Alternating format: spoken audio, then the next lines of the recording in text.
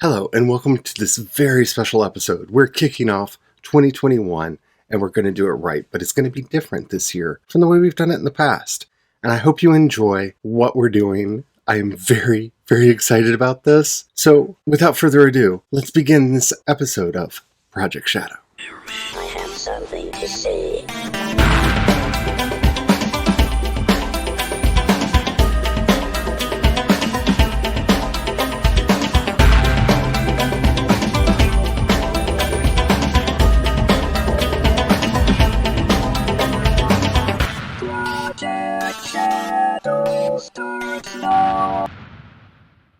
Hello, everyone. How are you doing? And welcome to the first real video recording of an episode of the Project Shadow podcast. I am really excited to be doing this, especially because it's been forever and 3 days since I have done this, not by myself, and it wasn't Star Wars related, because, you know, I can always kind of be like, but hubby, we're talking about Star Wars. Why no be there? And talk him into it. But I got friends. I've got Glory Fink, I've got Laura Nettles, and I've got a Tom. I am going to shut up for a minute because for a lot of you who are here in the chat, and I'll get to you in a minute, you know these wonderful people that are here. But to the people who listen on the podcast, with the exception of Laura, this is lovely Laura, this is those wonderful stories that we were treated to a couple months ago on the podcast. Yes, that Laura. But the podcast audience does not know who y'all are. So if you would please introduce yourselves for them. Hello, I'm Glory. My channel is Glory Writes the Blues on YouTube, just in case you want to wander there from podcast land. And I write a variety of genres of LGBTQIA plus stories. And then mostly I just have all sorts of opinions about writing and storytelling. And in general, everything else, quite frankly. My name is Laura Nettles. I have a YouTube channel called Laura Nettles.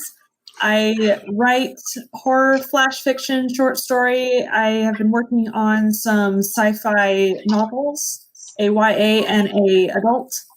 So that's fun. I do it for fun. My actual job is doing special effects for movies and television. And I will say that I know from conversations with her, she's worked on some of the shows we've talked about on the podcast. Oh, yeah. Quite a few of them. I may or may not have name dropped Laura a few times with my other friends to go, I know somebody who worked on this show and this is what she did. And they're like, oh, that's fantastic. I'm like, yeah, I know her. Mm-hmm. Same. Let alone under the time constraints. It's just truly a bravo. Oh, yes. Bravo. Thanks. Bravo. It's really fun to get the swag for the shows when they do that. And then they have extra swag, and so my siblings get some. And so they're like, yeah, I worked on The Shape of Water. But no, that was me. But you're honorary. You supported me in my time of crisis. Yeah, real quick, I guess probably should introduce myself. I'm Tom. I mostly work with Glory. I don't really write stories much on my own right now. I more just help with story development with Glory and a few other friends. And I'm just, mostly in the background doing production stuff. And he has opinions. And I've got a lot of opinions. That's why I like to do story development. And there's a possibility that he and I may be doing a podcast in the future if my brain Eventually starts working. Because trust me, I have a lot to say about that. I feel like this is where I really should have made like a dark, like fiery hellscape banner that would like pop up right now, like just nothing but like fire, like all the terrible things going on.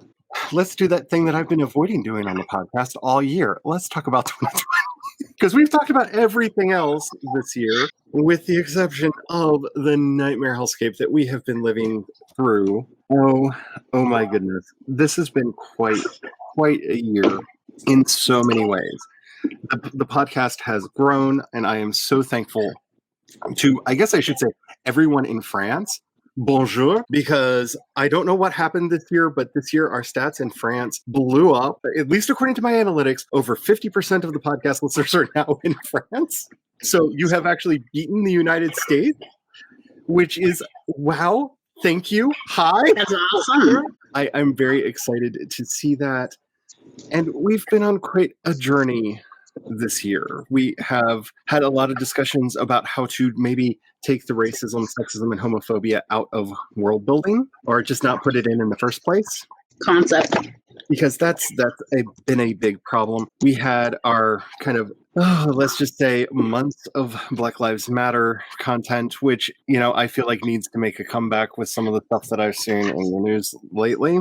And it's been terrible. And of course, there were the lockdowns and the quarantines. And I feel like that is the thing that made the podcast grow, is everybody being locked in their houses, needing something to do. And I hope that I was able to be some kind of a relief for people in the midst of this. It's been rough. We've lost some friends this year, some wonderful friends of the podcast we actually lost throughout this year, and they will be sorely missed. And I was going to do a role. I was going to read it. And writing it, I ended up crying for an hour after writing it down. I may try in a more private setting to record something and do it. Just thinking about it, I'm getting really I've been doing this for 13 years. I've been doing this podcast for 13 years. And so some of these people have been with the show since its beginning. We've met at conventions. We knew each other. It's been a hard year for everybody. But I think the challenges have made us stronger. I really do. I think those of us who have gotten to this point, especially a lot of the people that I see in the chat, I have watched you all grow and develop over the year in a way that is just astounding to me, and that has inspired me so much, as I kind of shrank away from the world in some ways and then did this crazy YouTube thing on the other side of it. It amazes me how much you all have accomplished this year. And I just want to start everything before we break down and start talking about individual things that we want to talk about by just saying thank you all for all of your inspiration. Everybody who has just randomly seen something on social media that you thought would brighten my day up and tagged me on the post or DM'd it to me. You all are seriously the best group of people that I have ever had the good joy to be associated with, and that is all on you, not on me, because I don't deserve y'all. So thank you so very much. I mean, I would not have made it through this year if it wasn't for a lot of you, and I've told hopefully everyone that I needed to tell that to but the list is very long, and if I have not said it directly to you, consider this me saying that until I remember and do so. My main challenges this year were with the fact that the world suddenly conformed to all of my fears. And I know a lot of us here have a lot of social anxiety. We have a lot of variant kinds of anxiety, PTSD and whatnot. And this was a year that I felt oddly normal this year, because all of the rage and nightmare thoughts in the back of my head, well, that's just the news now. So I didn't have to worry about, my worries weren't able to hit me the way that they normally would, because why is nobody paying attention to this? Because that's the real itch of anxiety, right? Is why am I the only one that sees this? The Cassandra thing. Yeah. I'm telling you all the things that you need to know, and you're all ignoring me. Why is everyone ignoring when these are scary, important things? It was hard to actually have that feeling. My anxiety really did backflips this year, trying to find ways to get at me, because it's just did it have to work extra hard, Charlie? It really did, because it basically, most of my anxiety problems this year just resulted from my dysphoria. Oh, okay, let's just go inward. Okay, so the outside world, you already know that that's a nightmare. Okay, so treating this almost like a Festivus show like we do. Does anybody have any grievances? What need aired? The great airing of grievances. Oh, I love Festivus and the airing of grievances. It very much is on brand for my family. So much. I did forget to tell you earlier, and I didn't get a chance to take a picture, but these one surviving, what is it called? Laser tag place, the one that's been there since the 80s, did actually have on their sign, "Welcome Festivus, let's all gripe." I love Festivus. Oh, give me the poll. Let me put my Post-it notes on the poll. Everything about Festivus is definitely on brand for me and my family, because we love office supplies too. It's how our family worships together, is we show each other new pens, new Post-it note. It's true. That's literally how we bond. I have a lot of opinions about all the above. But yeah, if we want to talk about our airing of grievances, here's one I did not expect for 2020. Okay. I don't have a chance really, because we're all stuck in our homes and stuff. I need to find some more friends to socialize with. So out of boredom, I went on Tinder. I went out a couple of different places. Must have been real desperation. Yes. How'd that And go? then the stats started coming out about who was wearing masks and who weren't. And also some stuff about who was, going with Black Lives Matter and who wasn't. And I pretty much had to just, disregard all white women in my Dial it state. back. Yep. Because it was something like 80 or 90%. Like I didn't realize it was in a state of Karens. Like it was rough. Tom's real bitter about this. I feel your pain. Our neighbors, when Floyd was murdered, actually took their flag and hung it upside down in a signal of distress. And I was like, oh, wow, they get it. And then I made the mistake of talking to them. And I have not done that since, because the distress was, oh no, the jig is up. That's what how they explained it to me. That, they figured out what we've been doing. How are we going to get through this? And I'm just like, you're not supposed to say the quiet part loud, number one. Like, you're not supposed to say the quiet part loud. You're supposed to talk about like law and order or some other buzzword. Like, not saying the quiet part loud. But they were like actively saying the quiet part loud. And then the neighbor across the street put up one of their racist flags. And I was just like, not you too. And then they were saying the quiet part loud. And this is, for me, why I've referred to the last year as the year of the great sorting. Everybody put on the hat, and we now know who is still cosplaying as if the Confederacy was a good idea, and who's at least living in the present, if not dreaming of the future. Like, we had the truest great sorting this year. And in every category, like, we've seen this, like, trans people went at each other, and we got to see who the trans medicalists were and who were just like, oh, you're discovering things about yourself. That's wonderful. Oh, you don't have money? That's okay. You're still a valid human being, even if you don't have insurance. Right. Which should not be a thing anyone has to say to another person. Yeah. This became an issue that we've had to deal with in the trans community. Look, the words Black Lives Matter should not be triggering to people. No, they shouldn't. That should not be in any way a divisive line. Because it doesn't say only. It just says Black Lives do matter. Like, yes, and it's like, yes, and yes. Yes, of course they do. Of course they do. And the fact that anyone feels like it needs to be said out loud speaks not that how dare they say it out loud, but why does it still need to be said out loud in the 21st century? Like, let's address the socioeconomic problems behind that. This is us coming together to try to feel so much less alone. Like, so much. Like, the one thing that I love about this year is that we can't lie to ourselves anymore as a society. Like, that is the beautiful gift. Like, if we have to sift through all of the miles and miles of feces that have piled up on top of us this year to find the little nuggets of gold and the good things in it, we can't lie about ourselves anymore, because it gives us this narrative of, well, we solved racism, we elected a black man. We solved racism. I heard people say this to me. Those exact words.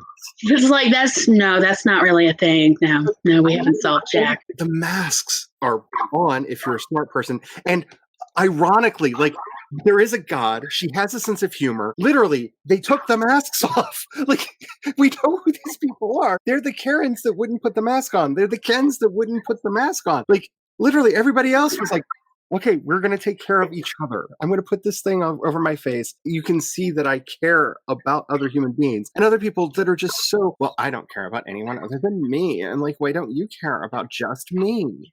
Well, I was just like, I live in the hospitality state. Hospitality is being considerate of others. Mm-hmm. And to see so people not wearing masks, like, you're not being hospitable. What is wrong with you? Mm-hmm.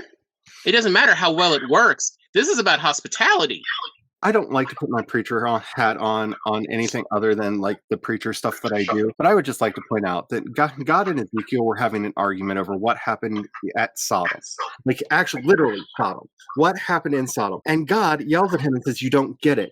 They were killed for their lack of hospitality. Right. They weren't killed over who they were banging. That is not the crime, y'all. The crime is being inhospitable. And I used to say, when the apocalypse comes, I'm not worried because I live in the hospitality state. So welcome to Eden. We're the only ones that are going to make it. I used to say that, and I can't say that anymore. These people have ruined it. You can't be the party of law and order and try to disrupt and get rid of law and order when it's inconvenient. Yep. You cannot say that we love everyone and we believe in truth and science and all of that stuff and then be like, oh, but, you know, can't we just like shine light inside and make everything better? No. You can't say that you are supporting democracy and then try to subvert democracy. Yes. Like, you can't have it both ways.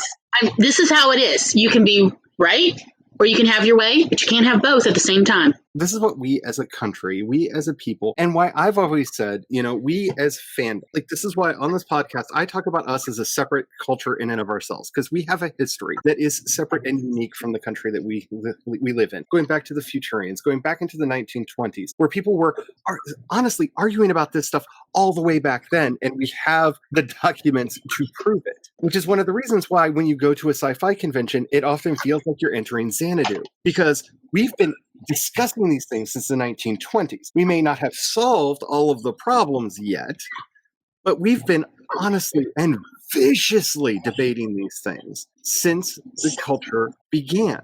Yep. I'll say another gripe for what 2020 taught us is whenever there are policies that make it easier for people to be bigots, it's not coincidence, it's on purpose. That's the thing, is I really want like all of it out there because we can see it now. Like Joanna. We know who you are now. We know who you are. Oh, and what? A lot of things that I had question marks over when I I now go, oh, I understand now. No one hates like a hater. No one. Amen. Actually, because Paulo, really, I think the line should become: no one hates like the hated. And the people identify with the hated are the ones who can hate like few others. It's been really interesting because, like, I gave one of my sisters the full set of Harry Potter novels a couple Christmases ago, and so she's going through them again, and she's having more clarity as she's reading them. Like, a lot of the main characters are gleeful that something bad happens to somebody else. Yep.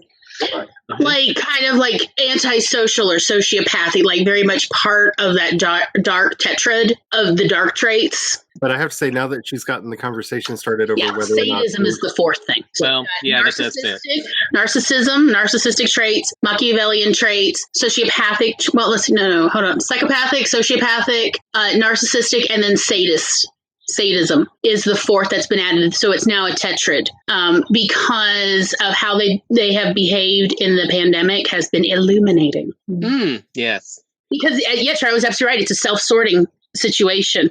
Look, I mean, like, I'm not thrilled that people aren't wearing masks in my state, but I kind of find it useful to see who's not wearing masks because I'm like, thank you for self-identifying so I know not to ever waste my time with you. You are not a helpful member of my society, so to hell with you. This is the great sorting, and it's been a tragedy. It has been a horrible, horrible thing, but this is why I say it makes us stronger. And I have to say, like, thank you. We now know who you are. But this has been a crazy, crazy year. I hope that you all are enjoying our little chat here. I am going to be actually putting up a bit ahead of time on the social medias what the topics are going to be for these episodes going forward. I want to have a plan, but one of the things that I've always enjoyed doing on Project Shadow is being more topical. So sometimes there's an announcement in the news or a movie that I forgot what's coming out, comes out, or actually shows up on one of the streaming services that I didn't think I would want to talk about. Definitely check out my social media. I'm going to try to get better at posting stories that may be talked about on Twitter again. 2021, this is the year of getting back to the fun. Like, last year was necessary, but excessive soul searching.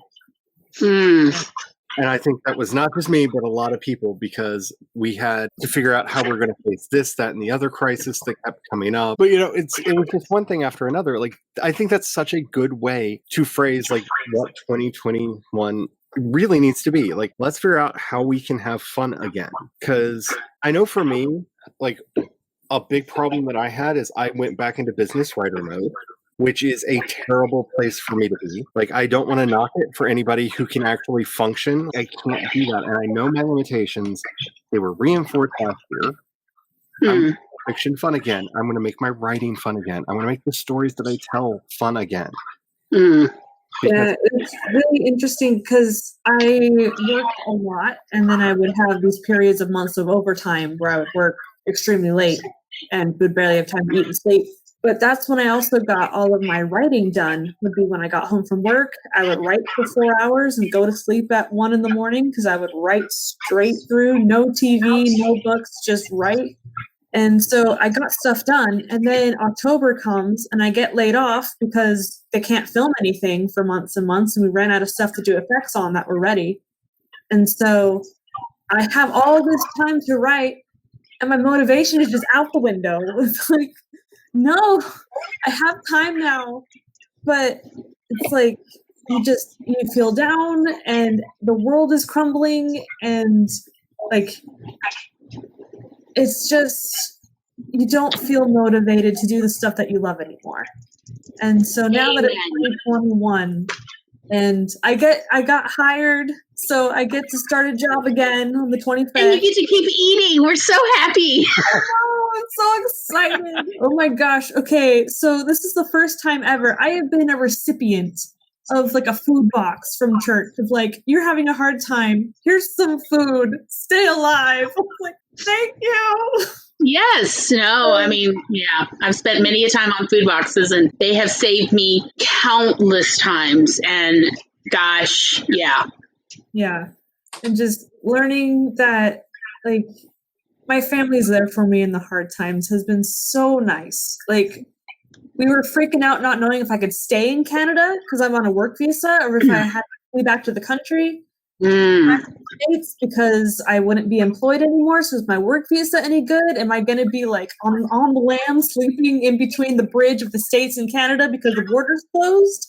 Like, what am I going to do? What an absolutely terrible place to be in. Like, the world flips, and it's just awful. And so just knowing that if I had to, I could go back and live with my parents. But my parents knew that most of the jobs for my career opportunities are up here in Toronto, Canada. And so they dug through their savings. I blew through my savings. They dug through theirs, and they have supported me and kept me alive and able to be employed again. And it's just been so great to know that my family is there through thick and thin. It's just been such a great boost. Even though emotionally you still don't want to do the things you love, you still know that you are loved. And that's been great. That's huge. And a beautiful way to put it. I learned so much about who cares about people and who doesn't. And the thing that broke me this year is I was rereading Aquinas, as I am wont to do in times of crisis. And I came across that wonderful line of his. And every time I hit it, I read it, it just like does things to me. And he said, the greatest and most noblest act that a human can take is to bring joy. There is no unrighteousness in joy. And I like that has stuck with me for months. Like I wake up and that's in my mind, and I go to bed and that's in my mind. Like, how am I bringing joy? How am I, like, whether it's to myself, to other people, to someone else, like, how does what I'm doing bring joy? And without even having to ask y'all, a lot of y'all told me, and thank you, because that's been really hard for someone like me who does not come from a year. But like, that's what this year is for me. Like, this is the year of bringing joy. Like, I have Marie Kondo'd my life. I'm not talking about like my stuff. I'm talking about my life. Like, I would be working. Here's a project that I was working on. Do you spark joy? No. Get in the bus. Yeah, amen. Everything, like people, that I used to interact with all the time. Do you spark joy? No. Get on the bus. I'm done. I'm just like, and not in a selfish way. Like, it's not all about me, and I don't want it to be all about me. And for anybody who thinks it's selfish to take care of themselves, it's not. If you are not in a good place, you're no good to anyone else. Like, you have to take care of yourself first. And that may feel, especially if you're a giver, if you're a person like me who just wants to like reach out and help and help and help, it feels so selfish and self-centered to even think about yourself, like what you need, what I need. But it's not. It's a necessary step. Why are you doing any of the things that you're doing? Ask yourself. There's a lot of elective suffering that we bring into our life that we need to see as such and stop. And I hope that I'm at a place now where I've cut a lot of that out from my own personal life, and I can focus as much as possible on doing things that are going to be fun. That's the gospel I want to bring forth into 2021. Stop caring. Stop caring about all this crap that doesn't matter. Who cares if I made an idiot out of myself on the internet? I don't care. Like, what's that going to do to me? What's that going to do to me? Like, it's not going to hurt me. We care so much about things that we think will bring to us some kind of tangible harm that won't. Okay, so for the last decade, it's been a really weird decade for me. My entire life crashed and burned.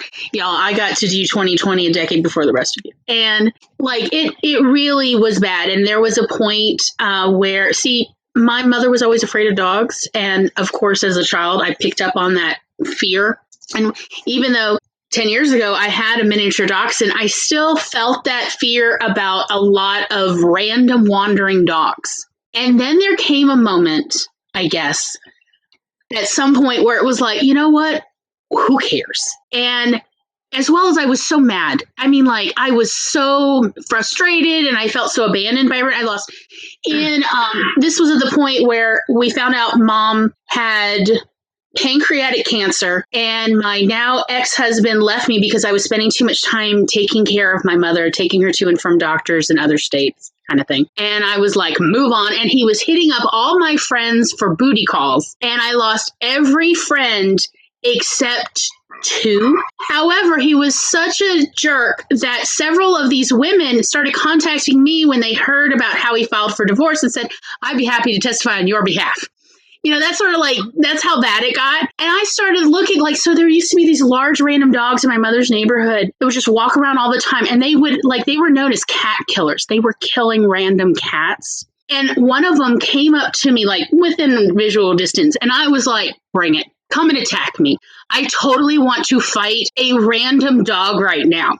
That dog took one look at me and just turned around and just quietly walked away with its tail between its legs. I never said a word to it. I was just like, bring it. And he knew. And like, it was just this, it's just, you just let it go. You just let go of all of the preconceived notions and these fears that are holding you back rather than helping you stay safe. And apparently one of the problems I had was dogs. Wild dogs have never given me another problem. We live in a neighborhood that used to have a serious problem with random dogs just going through everyone's trash. Every single time one of these big dogs saw me in the middle of the night in the dark, they would just turn around and walk down the street in the other direction because I just stopped giving a flip and was like, you know what? I haven't punched a dog. Let me just do that. You just get to that point where you're like, I have nothing left. And if this dog is going to cause me a problem, oh well. And I feel like a lot of people got there in that point in 2020, some point, where they were like, let me just deal with this and stop living in my anxious head. Mm-hmm. And it's sort of this freedom of like, you know how they say like freedom is another word for nothing left to lose? Yes. There's a certain truth there of like, there is a kind of freedom in like, I have hit real rock bottom and now you all can't hurt me. Yep. This is it. And I get it. I really do. Because, like, seeing all the people around me who don't wear masks or who don't believe that Black Lives Matter, it's like, I don't need to invest any more time in this relationship. I have now been freed. And to realize how much time and anxiety I was putting in to so many people who were not returning it. They weren't returning the effort and the energy. It was freeing. It was liberating, it was also sad. Like there was definitely, I am ongoing in a grieving process of, I am like Tom and I are orphans. Both of our parents have died. And to realize that we really, like, as I said, there were several other tertiary or, like family members that weren't our parents, that none of them would genuinely help us should we truly get somewhere. It was like, I was like, Tom, I'm not going to die yet, because I was nearly dying in the hospital at the start of 2020. And I was like, oh no, I'm getting out of this hospital bed and I'm going home and I'm going to heal, because I'm not going to leave you or me in this place. This is not it. This is not how the story ends. And there is a liberation in that. When we say that whether we have to have a rock bottom moment or not, it is a liberation of fuck this world. Yep. Fuck the people who have been holding me back this whole time. Granted, I allowed them to, but fuck that.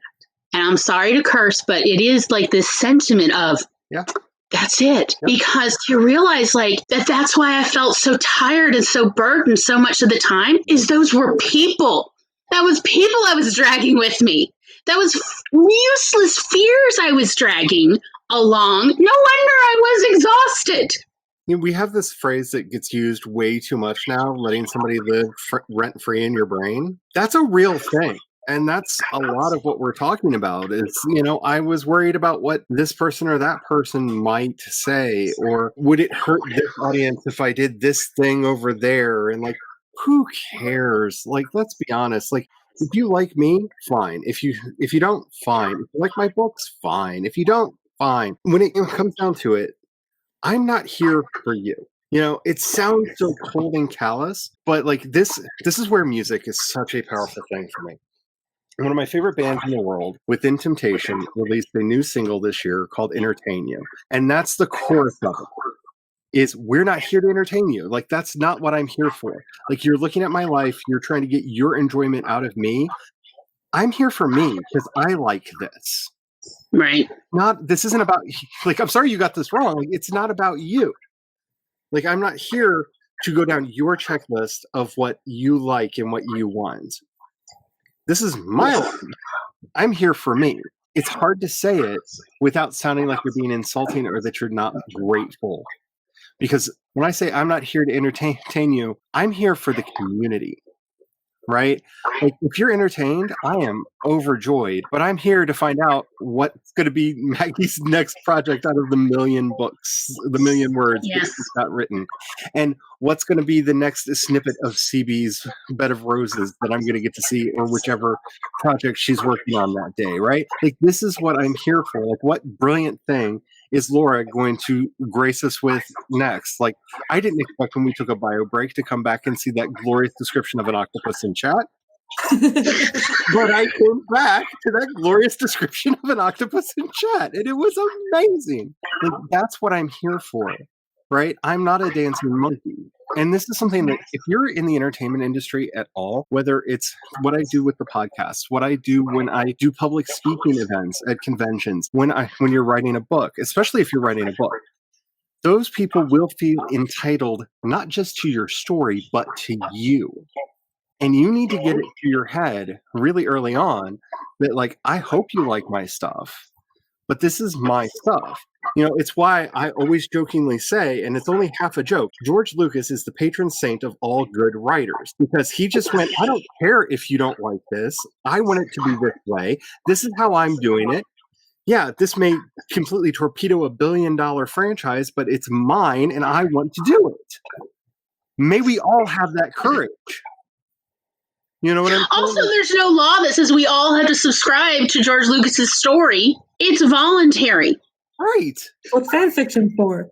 Yes. Exactly. I mean, like, none of us have to buy the book, buy the movie, or any. So yeah, we're not. We don't have to listen to the critiques. But to also show you like the craziness of these fans, I can't remember. I know this is a weird one. If it was Kevin Smith or Samuel L. Jackson who was commenting of, please burn my DVDs. I've already been paid for them if you bought them. Exactly. Go ahead, destroy them. The truth is, every time I feel miserable when I'm around someone else, I just go, in my head, Are they part of my tribe? And if the answer is no, I, if anything, feel my heart lightened because I don't care what they think anymore. They could go jump off a bridge and I would be like, oh, well, that's it. I mean, like, I will still call 911, but I am not necessarily going to stay. I am not going to be worried about them. I'm not going to check on them the next day because they're not part of my tribe. And just for the record, if you are part of my tribe, you're probably watching this right now. Or maybe you recently went to sleep. I don't need you to produce for me. I just care about you because you're part of my tribe. So I care about all the mundane in your life, but that's it. So I gotta go soon because I have my live writing sprints. The one thing that I've been working on for years that I hope to bring forward more in 2021 is learning to love myself. So learning to be able to accept me and be able to just know that I do have limits and that's okay. And just learning that I have my flaws, but I do have good things too. I may not always be able to see it, but I can talk to other people who can, and they can show me that I do have stuff that is worth loving. You are worthy. You are. Thanks. Like I remember the first time I ever saw you in chat, because we were both in chat. I think it was on one of Becca C. Smith's streams. And like just seeing the stuff you were talking about, I was like, I need to know this person. This person's amazing. I have wormed my life around to get to know you at least a little bit. At least a little bit. Just because, you're worthy. So yeah, if you wanted to go ahead and do your outro, you can. My name is Laura Nettles. I will be working on horror and sci-fi and fan fiction because I can. And so that's what I'll be working on. And I'll see you guys all later. Thank you for having me, Charlie. You're welcome. Anytime. If anybody wants to say what they're doing, you can. I'm actually going to put it out there because I have plans for this year. These are the three dark fantasy series that will be finished this year, that are coming out this year. So you've heard me talk about two of these. Actually, I heard me talk about all of these. So this is the one that I was working on throughout the summer last year. This is Trampire, as it has been lovingly dubbed by Maggie and others. And this one is the project that I've been working on most recently because I realized it actually sets the stage for the others and is a good boil the frog for anybody who gets into it. It'll make a lot of world building easier for people to understand, and I won't have to cover some of the broader world. I can actually simplify other stories by getting this one out first. And a lot of that's actually already written. I have two sci-fi projects, one of which some of you have already read, at least the first novella in, which is The Hidden, that will be coming out. I'm so excited for these because I love me my sci-fi projects. And the one that I am the most excited about because it is hopefully I can bring the spirit to everything that I'm doing this year, but the story that taught me to love my fiction and just to be silly and have fun. This is the Crimson Wyverns story. This is the RPG that I am working on. This is where the blessed Tugwaddle lives and guides us to all truth and hope and wisdom. This is the silliest fantasy setting I have ever done in my life. I'm already calling it my Xanth. This is like the apex of my strangeness in fantasy, and I absolutely love it because I always tell myself to pull back. Don't go there. People aren't going to like the silliness. I don't care. I love the silliness. I love my magic furries. I love my murder radishes. I love all of the strange things that are running around in this world. And I hope at least someone else does too. These are going to be done this year. I am going to complete not one, but all of them because I am tired of being quiet. I am tired of sitting in my house going, one day I will write that story. I know I can write it. Will it be the best novel ever? I don't care. I really don't care anymore. And that's what I'm doing this year. That's my year. That's my 2021. Save your stories. Share your stories. I can't wait to see what we all collectively do because I know several of you also have projects that will be coming out this year, and I can't wait for them. This is several years of poetry from 20 years ago. I just recently found it after years and actually felt in 2020 strong enough to start rereading them. And I realized they're not half as bad as I thought they were. In fact, I like some of them. And so I am going to be working on releasing an ebook version of the poems Some of them are funny, some of them are sad, some of them are whatever. It was, the times. Also, I wrote a sex column for an entire year at my university, and it made international news when the president tried to expel me for it in the school newspaper, by the way.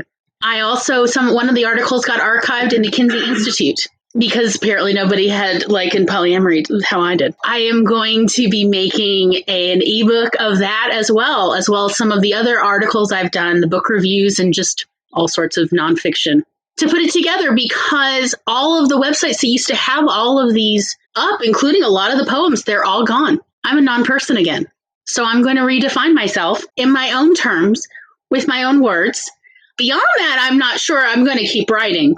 But yeah, it's time to put it out there. Good, bad, or indifferent. Look, I'm just going to continue doing what I've been doing, which is my best efforts to get my sister to write. And actually write it down and finish story, because I know a lot of her stories. And if it keeps up too long, I may just have to start going to Maggie and be like, all right, so I've got some stories I need you to work on. Maggie's got her own story. I know, but maybe it'll finally inspire you to actually write your story. I'm not here to burden anyone else. I'll get to it. So for a little bit of house cleaning before we go, please let me know what you want us to be doing on here, because I said this in the channel trailer for this channel, and I really did mean it. I don't want this to be a vanity project. The podcast has for so many years just been me as a talking head blathering into nothingness and getting comments back from people going, wow, somebody actually listened. I don't want this to be just about me. I want this to be kind of a community voice place. So I'm looking at doing interviews on this channel. I'm looking at doing all kinds of stuff like that. So if there's a specific thing that you would like to hear me talk about, or that you would like to talk about with me, let me know. We will work something out. I am open and ready to do that. Alrighty. Thank you all so much for being here. This will be a regular thing on Mondays, but Fanfiction Friday will be at the regular time. It'll be at 5 p.m. Eastern, 4 p.m. Central. And bring your fanfic. It should be a wild and crazy time. I am so looking forward to just being silly. And hopefully we can do that together. We do a live stream on Mondays on my channel, Glory Writes the Blues, on YouTube. And depending on the time of year, we're either talking about movies as inspiration and guides to inspire writers about various genres and techniques, or we're talking about autism and autism-related subjects. There's plenty, because ableism is real. And we're gonna start a new little mini show in June about community building among the writer world. So yeah, keep your eyes peeled, and if you're interested in any of that, please do subscribe to my channel so that you can be sure to get notifications. Ring that bell. So thank you all for being here. If you have enjoyed any of the stuff that I do and would like to keep it coming to you, you'll find links to both my Ko-fi and my Patreon down in the description box below. Let's remember the things that matter, and that's Black Lives Matter, Black Trans Lives Matter, trans identities are magic. And as always, until next time, may you have the courage to ride your dreams into reality. And don't forget to have the fun. Bye.